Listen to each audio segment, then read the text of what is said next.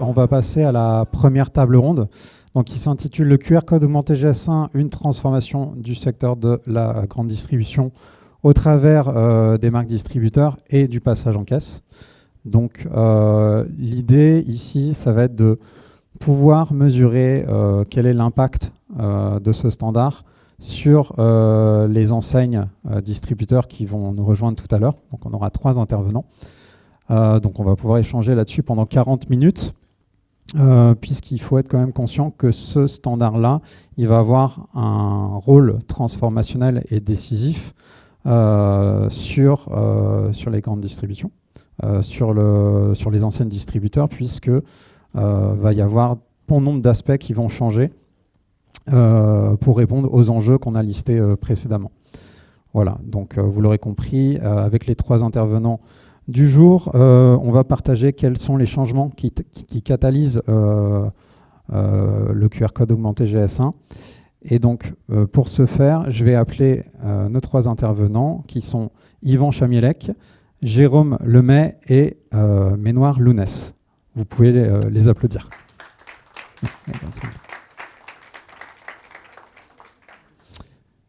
Et je précise aussi que Jérôme Lemay est avec nous, mais cette fois-ci en distanciel. Voilà. Bah, tout d'abord, un grand merci à tous les 3 de nous avoir rejoints, d'avoir accepté notre invitation et de participer à cette table ronde. Je vais d'abord vous laisser vous présenter en commençant par Jérôme en distanciel. Est-ce que vous nous entendez ? Oui, moi je vous entends bien. Est-ce que vous m'entendez ? Oui. Oui, c'est parfait. Ok. Donc Jérôme Lemay, je suis directeur industriel chez Decathlon au sein des process et en charge de la partie RFID Tag Industrie, donc sur l'implémentation du tag sur les produits Decathlon, à savoir qu'on est 100% RFID chez Decathlon, et j'ai également la gestion de l'expérience du QR code augmenté GS1, mais plutôt vers une optique d'augmenter l'expérience utilisateur de nos sportifs. Voilà. Très bien, merci Jérôme. Yvan, je vous laisse la parole. Oui, bonjour à tous. Yvan Chamielec, je suis le directeur administration commerciale et qualité pour Monoprix. Monoprix, c'est les enseignes Monoprix, Monop, Monop Station, Monop Beauty, Monoprix Maison, avec 610 magasins dans plus de 250 villes en France. Très bien, merci Yvan. Bonjour à tous, Ménoir Lounès. Je suis directeur référentiel et qualité de données. Pour Cora France, je suis rattaché à la direction générale de la transformation. Et j'ai une mission de gouvernance sur 2 axes. L'administration des données commerciales du master data pour alimenter l'ensemble du système d'information de nos 60 magasins, 60 hypermarchés, mais également les autres magasins du groupe, notamment les 115 supermarchés Match. Et également une mission projet dans le cadre duquel on intègre toute la partie justement dématérialisation, collecte des données à partir des standards GS1. Ok, très bien. En introduction de nos échanges, je vous avais demandé, je vous avais invité à nous partager certains chiffres qui, pour vous, révèlent un petit peu le potentiel du QR code augmenté GS1. Donc ces chiffres, ils peuvent prendre différentes formes. On les voit à l'écran, 6 millions, 50 000, 20 000, 20%, 100 000 et 800 000. Bon, pour l'instant, c'est des chiffres qui ne nous disent pas grand-chose, mais c'est pour ça que vous êtes là. Ça va être, déjà, vous allez nous indiquer quels sont les chiffres que vous avez choisis et pourquoi. Ménoir, je vous laisse la parole. Oui, moi j'ai tenu à communiquer 2 chiffres. Le premier, c'est 6 millions. Alors 6 millions, c'est le nombre de scans lus dans nos caisses sur une journée. Donc je parle de nos 60 hypermarchés Cora France. Donc 6 millions de scans de passage en caisse sur une journée. Et 50 000, c'est le nombre de haines illisibles par mois, là aussi dans nos 60 magasins. Et donc ça évoque la problématique de la lecture des codes barres. Donc ça a été évoqué tout à l'heure, donc on le partagera lors du développement du sujet de passage en caisse. Yvan, je vous laisse la parole. Alors pour Monoprix, j'ai choisi le chiffre de 800 000. Ça correspond au nombre de clients qui passent tous les jours dans nos magasins Monoprix. Et il faut savoir qu'il y en a 1 sur 2 qui scanne lui-même les produits. Très bien. Donc là, on est sur les chiffres pour l'instant qu'on voit, on est sur une idée de passage en caisse aussi, que le QR code augmenté GS1 peut permettre d'améliorer. Jérôme, est-ce que vous pouvez nous indiquer pourquoi vous avez choisi les 3 derniers chiffres? Alors moi, les 3 chiffres, puisque en fait, on a une expérience de QR code augmenté plutôt à l'usage du sportif. Donc aujourd'hui, on a 100 000 scans d'un QR code augmenté, ce qui représente aujourd'hui, qui sont basés sur 20 000 produits qui ont un QR code augmenté. Et le chiffre le plus intéressant que je trouve, c'est qu'on a 20% de taux de retour sur ce QR code. Ce qui veut dire que si l'expérience est intéressante, ben on a un client sur 5 qui revient scanner le QR après sa première fois. Ok, très bien. Donc, merci à tous les 3 en tout cas pour avoir choisi ces différents chiffres. Je pense que ça révèle déjà plus ou moins le potentiel qu'on peut retrouver à travers le QR code augmenté GS1, mais aussi les challenges que ça va représenter, notamment en termes d'investissement, notamment aussi en termes de relation avec le consommateur. Ça va évoluer au fur et à mesure. Et justement, je voulais revenir avec vous sur l'aspect transformationnel que peut avoir le QR code augmenté GS1, notamment sur les marques distributeurs. Et pour ça, Jérôme, j'aimerais vous poser une première question. Donc, comme vous l'avez dit, Decathlon a déjà déployé le QR code augmenté GS1 sur ses marques propres. Est-ce que vous pourriez nous indiquer sur quelle typologie de produit vous l'avez fait, pour quel usage, et même si vous venez de nous le dire un petit peu, quels sont les résultats à l'heure actuelle auprès des consommateurs? Quelles analyses vous avez pu faire? Aujourd'hui, sur l'expérience que l'on a, nous, on l'a diffusé sur à peu près 50 marques internes de marques Decathlon. On a au moins un QR code par marque. Donc aujourd'hui, les marques les plus importantes qui ont passé, qui utilisent le QR code augmenté, c'est plutôt Quechua, Domios, Corent et le Bike. Donc et aussi tout ce qui est hiking, donc tout ce qui est randonnée. Nous, aujourd'hui, les use cases importants qu'on a déterminés, parce qu'on a travaillé aussi par use case, au départ, c'était plutôt la découverte du produit, l'utilisation, l'entretien aujourd'hui du produit, la réparation et la seconde vie.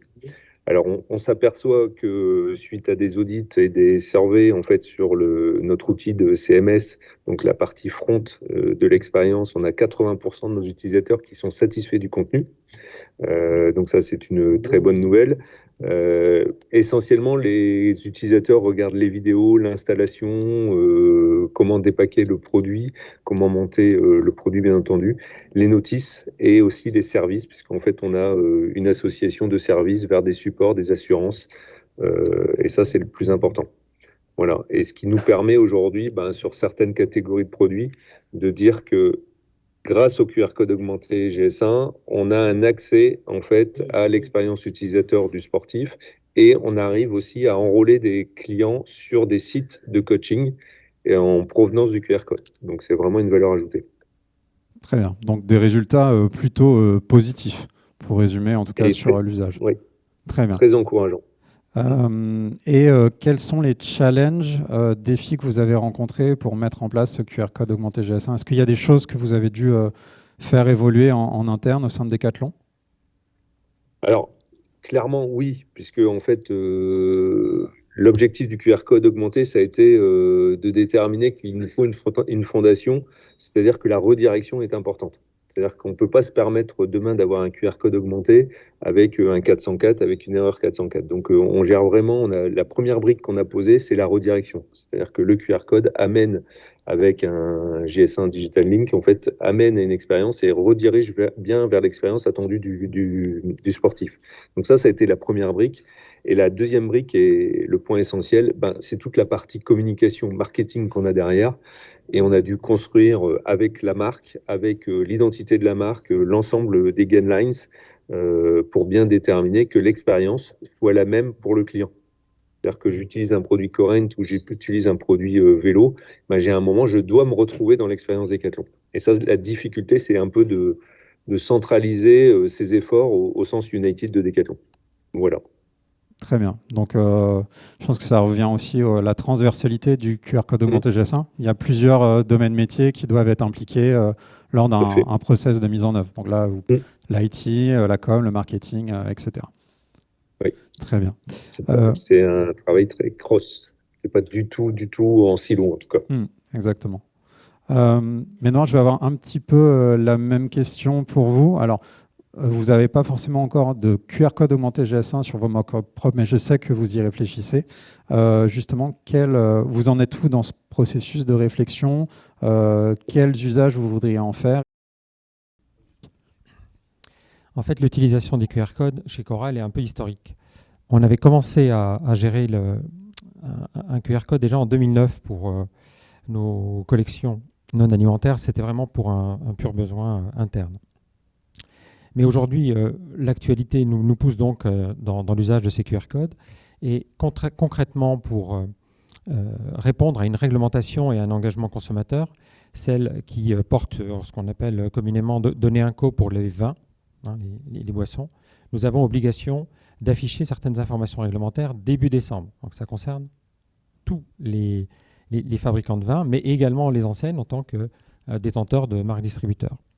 Donc nous avons saisi cette opportunité pour pouvoir se mettre concrètement à la mise en place de ce QR code pour nos MDD, pour nos produits. Et donc grâce à l'appui de GS1, on a pu s'inscrire dès maintenant sur ce nouveau standard qui a été présenté ce matin avec le GS1 Digital Link. Et nous commençons à imprimer ce mois-ci des QR codes pour être affichés sur nos étiquettes de produits vins, de manière à pouvoir être en conformité avec la réglementation début décembre.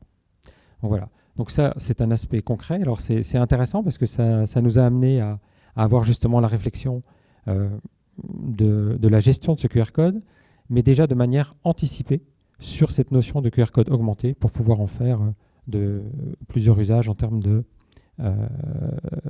destination d'information. Très bien. Donc, en tout cas, le premier usage, c'est plutôt de l'engagement consommateur, mais aussi c'est dans une optique de respecter la réglementation INCO, si je comprends. Absolument, parce que c'est effectivement la réglementation. D'accord, très bien. Yvan, je me tourne vers vous maintenant. Un peu sur l'exemple de Decathlon, vous avez déjà mis en place le QR code augmenté GS1, notamment sur les marques propres textiles. Est-ce que vous pouvez nous en dire un petit peu plus sur la mise en œuvre, les usages que vous en faites? Est-ce que vous souhaitez en faire aussi par la suite? Alors avant, je voulais revenir aussi sur le besoin qu'on avait identifié côté Monoprix sur l'usage du QR code. En fait, en 2018, on a eu une crise assez importante sur du lait infantile qui a mis en évidence un certain nombre de difficultés qui ont déjà été évoquées ce matin. On a fait le constat qu'il fallait passer par une solution qui permette d'avoir une traçabilité digitalisée au niveau du produit et plus au niveau de la logistique. Et donc on a poussé dans ce sens-là avec la FCD, avec les autres distributeurs. C'était un des points de départ de la réponse du QR code augmenté. Et les autres besoins, ça rejoint les besoins qui ont déjà été exprimés. La réglementation d'une part qui pousse à pouvoir digitaliser des informations, que ce soit sur le vin, que ce soit QCE, que ce soit demain le règlement détergent et d'autres règlements qui viendront, qui permettront demain de pouvoir porter des informations complémentaires aux consommateurs via la digitalisation. Et l'engagement consommateur dont on a parlé, ça fait des années que l'on a des démarches de fond assez poussées sur des filières pour nos produits à marque propre, qu'on a du mal à exprimer, à valoriser auprès des clients. Et on voit que le QR code augmenté va être un des moyens de nous permettre de faire passer des messages, de répondre aux attentes des clients quand il en a besoin. Le client a des besoins multiples. Ce n'est pas tous les jours le même besoin, ce n'est pas tout le temps le même besoin, mais ça permettra de porter une information plus complète, plus précise, qui permettra de répondre à un instant T à un usage du client, que ce soit sur la nutrition, la composition, la traçabilité, les conditions d'utilisation du produit en alimentaire, les recettes qu'on pourrait imaginer avec un produit chez soi. Après, on a chez Monoprix, en effet, testé le QR code. Donc sur l'alimentaire, on l'a mis en place sur des produits. Aujourd'hui, on l'a sur du saumon, on l'a sur de la truite tranchée fumée. Le rôle de ce QR code, il est complémentaire de l'EAN. On a toujours l'EAN sur les produits. Le QR code là vient à informer le client sur la traçabilité du produit, sur son origine, sur ses étapes de l'élevage à la transformation pour rassurer le client s'il en a besoin sur son produit. Alors la petite subtilité, c'est qu'il doit rentrer le lot manuellement pour avoir une précision sur le produit qu'il a entre les mains. On a fait un test sur une charte avec un QR code pour généraliser cette transparence et cet engagement consommateur. Bon, on a été confronté à un petit problème dès le démarrage, puisque nos caisses sont capables de lire les QR codes. Et donc, on a un problème entre la lecture de réconciliation entre la lecture de l'EAN et du QR code. Donc, on a débranché la lecture du QR code. Et donc, là où le QR code augmenté permet d'apporter une solution technologique qui permet d'éviter ce problème de conflit. Aujourd'hui, on a aussi sur la gamme textile et linge de maison sur lesquels a été mis en place un QR code augmenté. Ce QR code aujourd'hui renvoie sur la page produit du même produit que celui que vous scannez. Il a un intérêt commercial, c'est-à-dire que si vous êtes client en magasin et que vous ne trouvez pas la taille ou le coloris du produit que vous voulez, vous pouvez le retrouver sur votre site marchand et vous le faire livrer chez vous ou en click and collect dans le magasin pour pouvoir trouver le bon produit qui vous convient. Et on a l'ambition d'aller plus loin demain, mais on a toujours aujourd'hui le QR code et l'EAN parce qu'on a mis en place ces outils à un moment où on n'avait pas cette solution technologique que vous développez aujourd'hui. Très bien. Merci beaucoup, Yann. Est-ce que vous avez quelques résultats opérationnels à nous indiquer sur l'usage du QR code augmenté GS1 par les consommateurs ? Alors aujourd'hui, en fait, on est en train de tester des solutions, on est en train de calibrer les solutions. Il y a très peu d'usages aujourd'hui sur l'alimentaire. L'usage principal, c'est les équipes qualité, c'est nos équipes marketing, c'est notre fournisseur.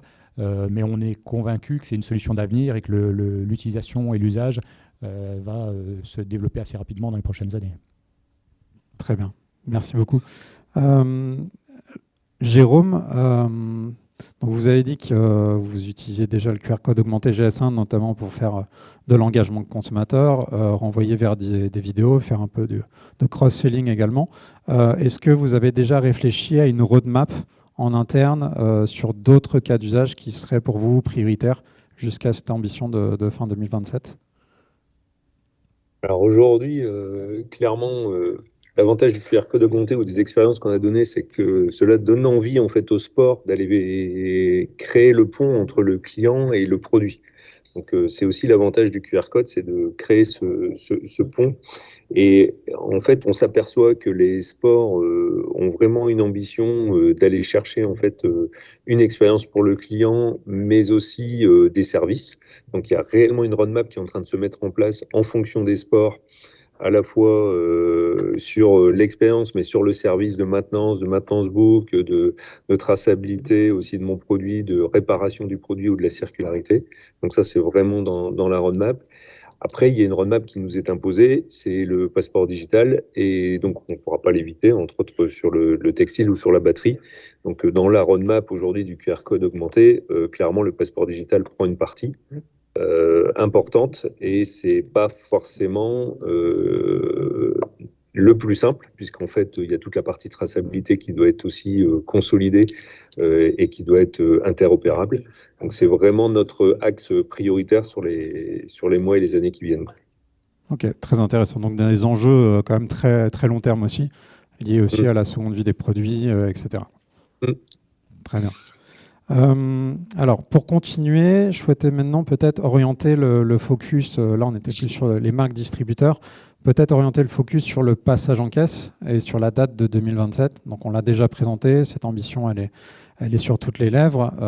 Je rappelle que l'idée c'est que d'ici fin 2027, tous les points de vente au niveau international puissent lire du QR code augmenté GS1 et aussi exploiter de la donnée produit derrière. Donc première question pour vous, Ménoir. Concrètement, est-ce que cette date de 2027 au sein de Cora, elle vous semble réalisable, que ce soit en France ou dans les autres pays où est présent Cora ? Oui, elle l'est. Simplement parce que techniquement, nos équipements de caisse sont déjà adaptés et sont déjà prêts à lire des codes barres. C'est le cas pour nos caisses libre-service, nos caisses statiques. C'est également le cas pour toutes nos scanettes, parce que nous travaillons évidemment comme beaucoup de distributeurs dans notre gestion interne, mais également pour les consommateurs qui sont libres de faire leur scan eux-mêmes. Nous avons tout un parc de scanettes qui est à 100% compatible et déjà capable de lire techniquement les QR codes.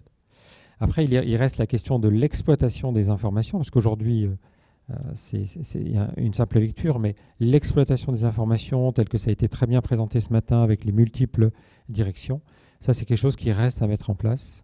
Donc c'est toute la partie soft, la partie hard et opérationnelle, mais il y a toute la partie soft qui reste à mettre en place. Alors on a d'ici 2027, on est plutôt confiant sur le délai pour pouvoir en maîtriser l'exploitation et les usages.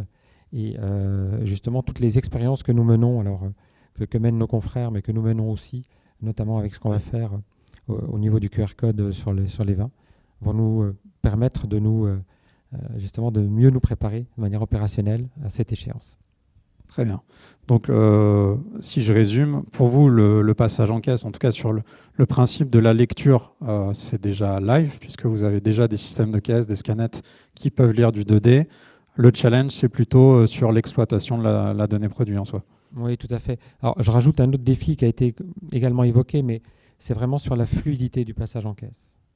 J'ai évoqué en début de table ronde le chiffre de 50 000 de EN illisibles. C'est une vraie problématique, on le sait tous, quand on passe en caisse et qu'on est bloqué par un EN illisible. Alors, on parle de EN illisible, c'est vraiment un EN qui peut être un peu détérioré, donc ces fameux codes barres, notamment sur les produits frais, avec des étiquettes qui ne sont pas forcément bien imprimées ou qui ne résistent pas à l'humidité.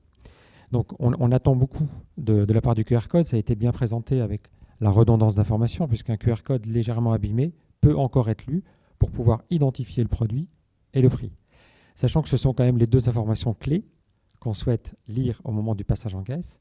Parce que l'exploitation des informations et toute cette richesse qui paraît très attractive, très évidente, elle est à faire en back-office et pas au moment du passage en caisse. Donc, pour nous, il y a un vrai défi également à s'assurer de la parfaite lisibilité, du parfait fonctionnement de cette lecture. Alors, ça a été présenté par Jean-Christophe, c'est très encourageant. Mais je crois qu'il y a eu beaucoup de tests en laboratoire.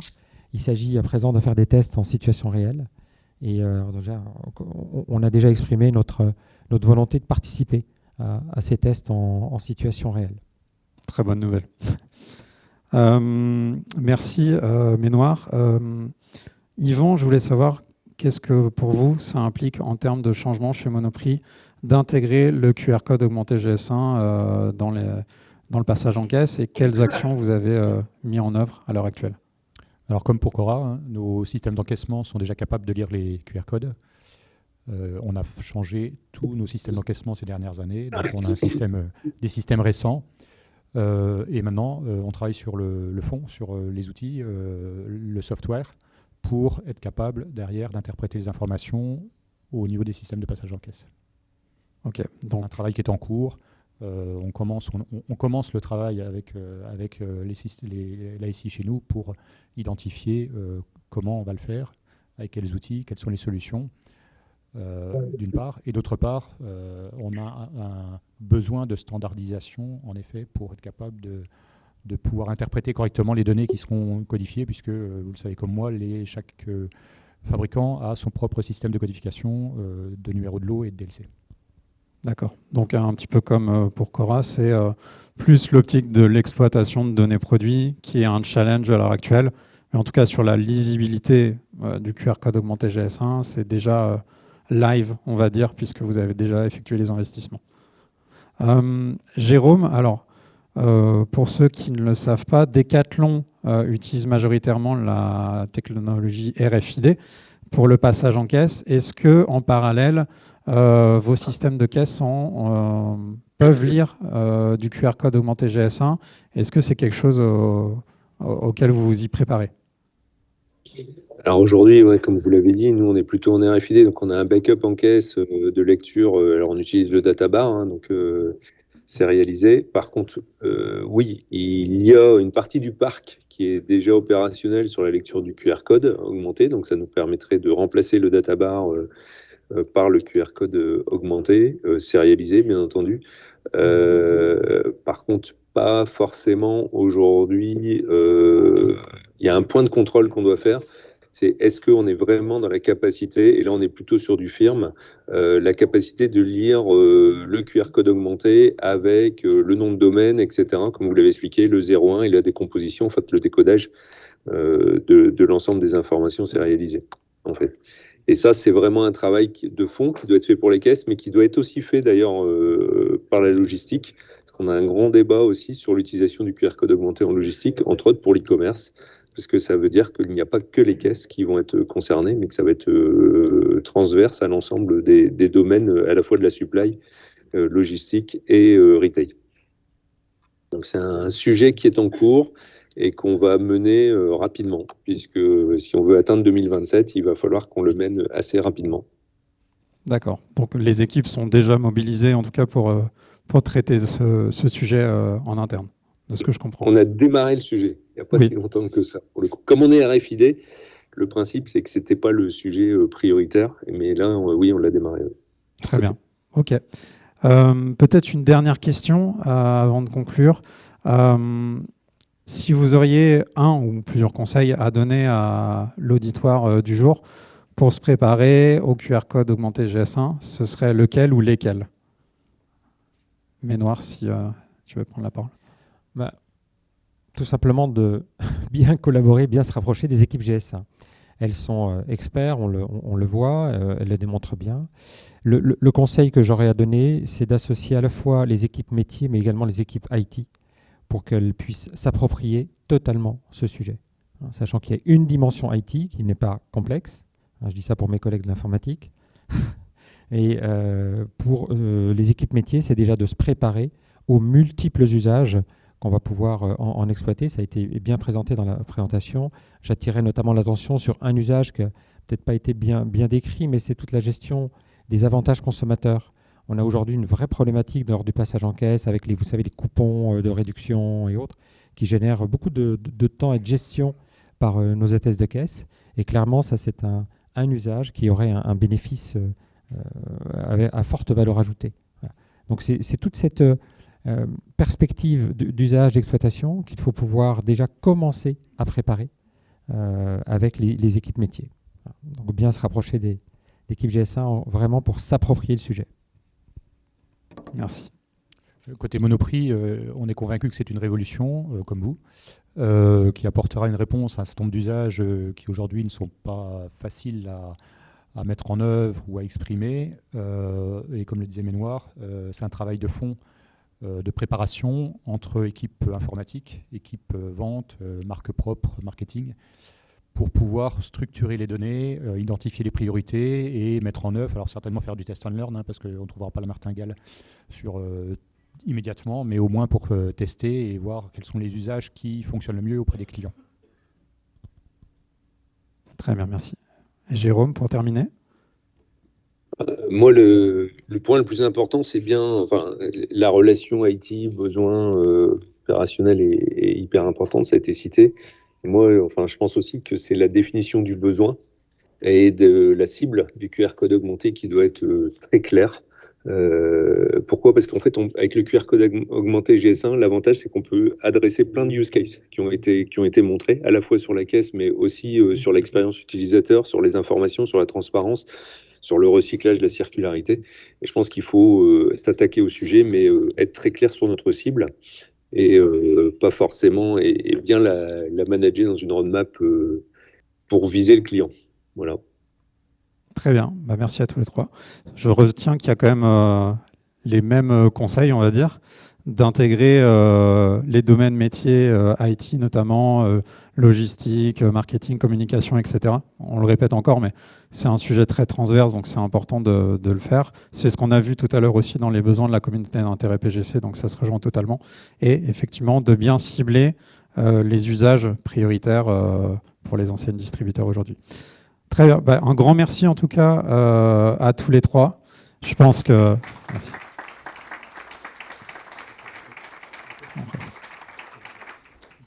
cas, je pense que vos témoignages ont permis de mieux se projeter sur le passage en caisse de fin 2027 et aussi d'explorer tous les usages qui sont possibles avec le QR code augmenté GS1. Ce que je vous propose maintenant, c'est de prendre quelques minutes s'il y a des questions dans la salle pour que vous puissiez y répondre. On va prendre peut-être des questions en présentiel dans un premier temps. Est-ce qu'il y a des questions que vous souhaiteriez poser, des choses que vous souhaiteriez détailler de ce que vous avez entendu aujourd'hui? Tout est très clair. Tout est très clair. Ou en distanciel, est-ce qu'il y a des questions? Non plus? Ok. Très clair. Ah si, je vois il y a une question là-bas. Est-ce que quelqu'un peut... Ouais, merci Jacques.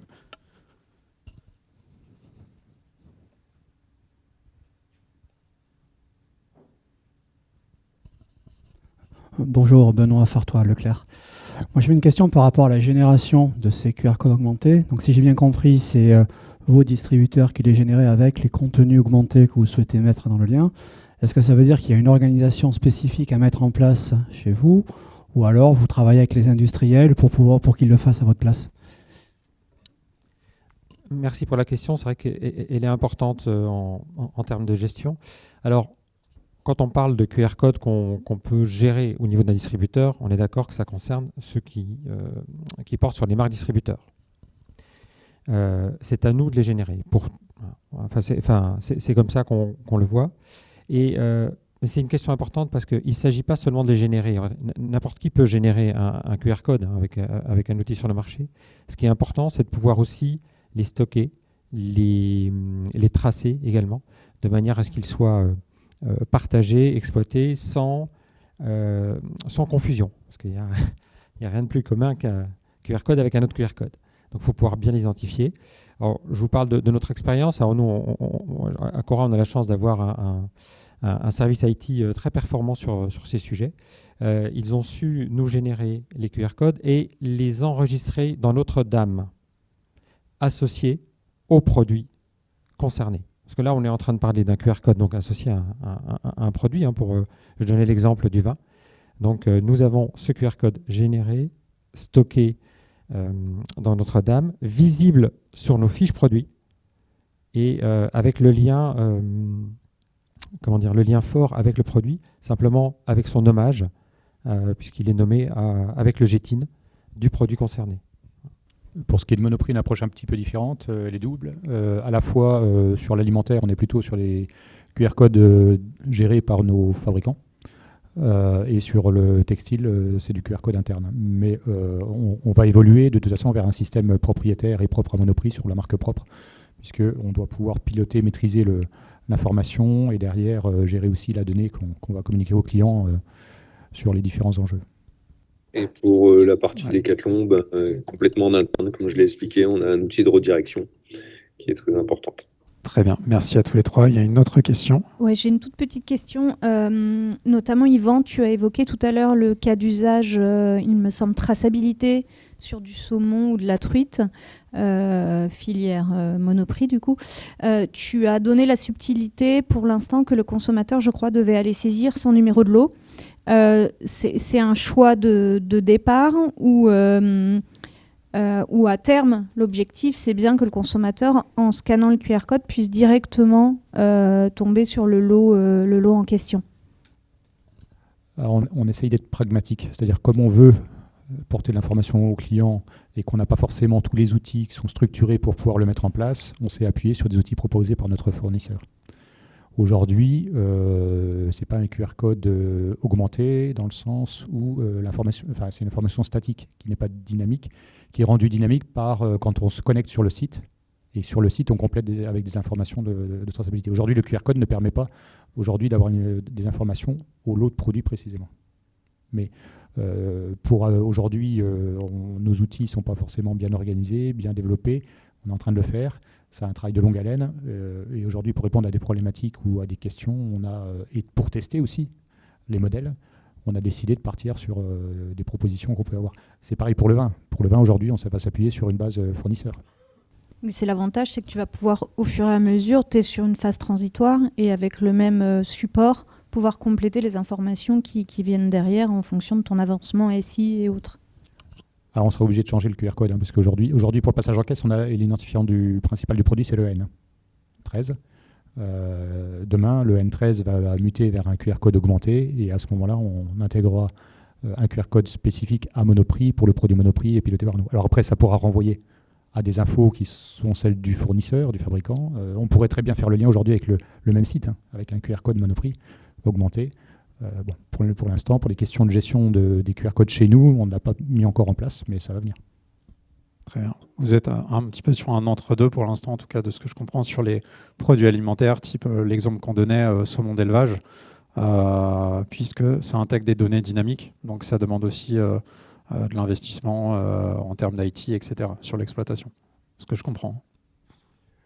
Oui, quand on pose le problème de la traçabilité et de se dire qu'on va pouvoir identifier automatiquement à partir du QR code les informations sur le lot de produits, que ce soit lors d'un passage en caisse ou pour des informations de traçabilité, il faut qu'on puisse imprimer aussi en dynamique sur le site de production le QR code correspondant au lot concerné et donc renseigner toutes les informations derrière. Donc c'est un travail pas négligeable côté fabricant pour avoir les outils et pour pouvoir renseigner l'information. Donc il y a un chantier assez colossal sur ce sujet-là. Donc la vision, l'utilisation en usage statique, c'est probablement le premier usage et le plus facile à développer, et dynamique viendra par la suite. Mais il faut qu'on travaille et qu'on l'envisage pour pouvoir le gérer. Ouais. Et du coup, je vous invite tous, encore une fois, à venir à la communauté d'intérêt PGC, puisqu'on parlera de ces sujets-là, justement. Très bien. Écoutez, je pense qu'on peut clôturer. Merci encore à tous les trois pour vos interventions.